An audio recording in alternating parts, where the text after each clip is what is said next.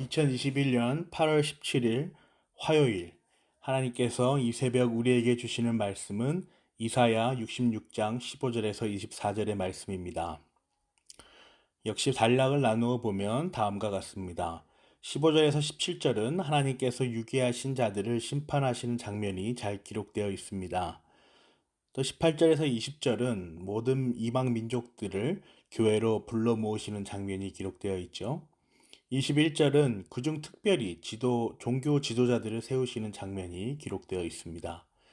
22절은 우리가 아주 잘 아는 구절이죠. 새하늘과 새 땅에 택함받은 자들에 관한 기록이 있습니다.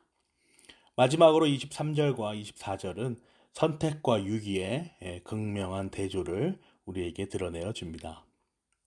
이사야서는 결론 부분에서 마지막 심판의 날의 모습을 아주 상세하게 기록하고 있습니다. 선택과 유기.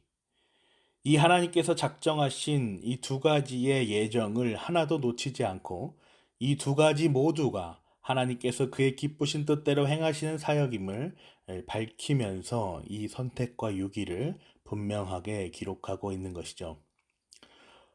어제 본문 중에 10절에서 14절에 해당하는 택하신 자들을 교회로 불러 모으셔서 위로하시고 양육하신다는 말씀을 하신 후에 오늘 본문인 15절에서 17절은 그야말로 무시무시한 유기된 자들에게 행하시는 하나님의 심판을 기록하고 있습니다.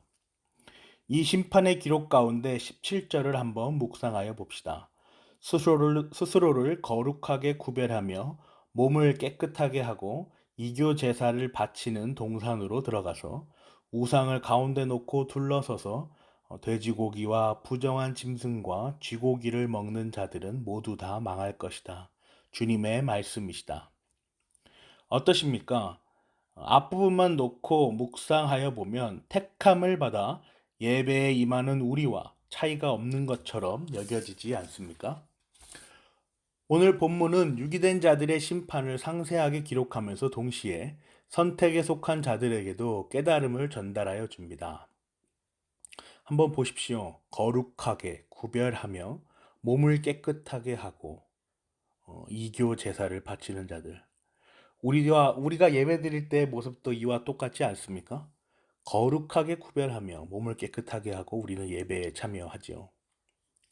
66장 3절 후반부와 비교하여 보면 그 차이가 여실히 드러납니다.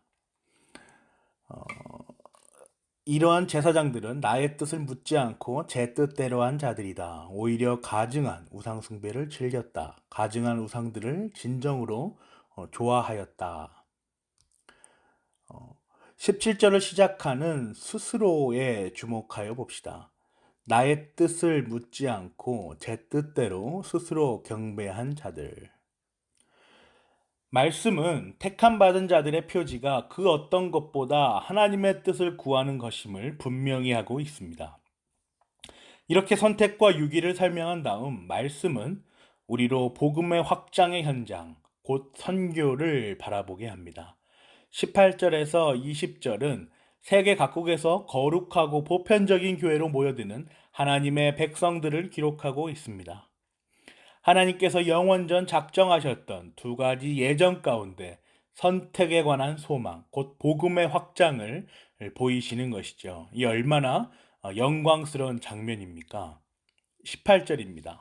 언어가 다른 모든 민족을 모을 때가 올 것이니 그들이 와서 나의 영광을 볼 것이다.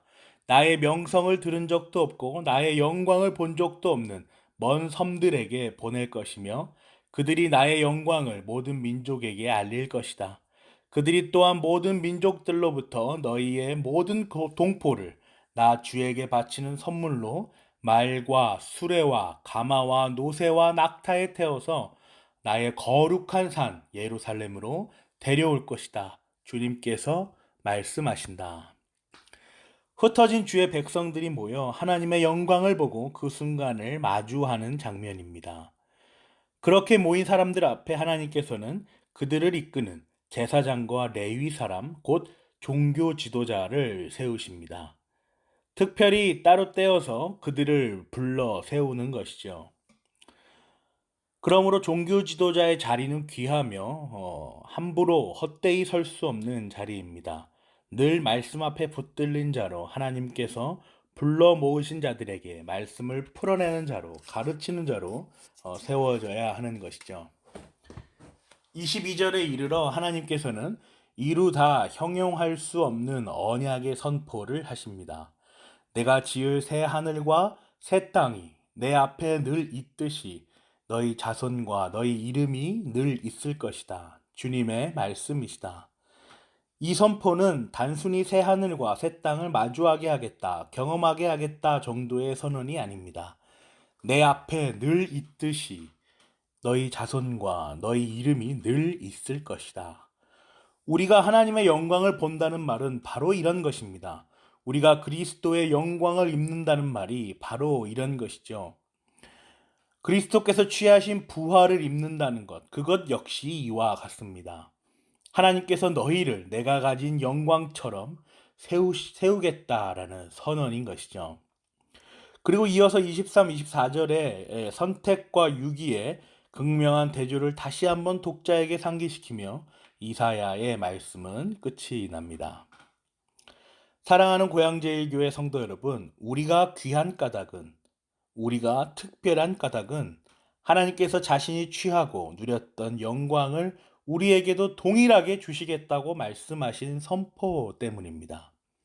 그 선포 때문에 우리는 죄인이지만 의인으로서 역임을 받으며 하나님과 독대할 수 있고, 그 선포 때문에 우리는 영과 육의 충만함과 부활을 소망할 수 있으며, 그 선포 때문에 우리는 마침내 그 마지막 심판의 날에 건짐을 확인하며 주와 함께 영원히 거하는 영화로의 삶으로 인도될 수 있습니다.